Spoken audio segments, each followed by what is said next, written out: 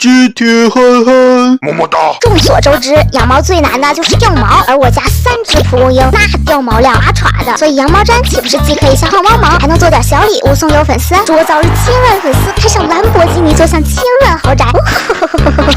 想想还有点小激动呢。开始戳。拉面，你怎么就对你们的毛这么感兴趣？完成。怎么有点像鞋拔的？我装饰一下，是不是就变成了带着铃铛的鞋拔子？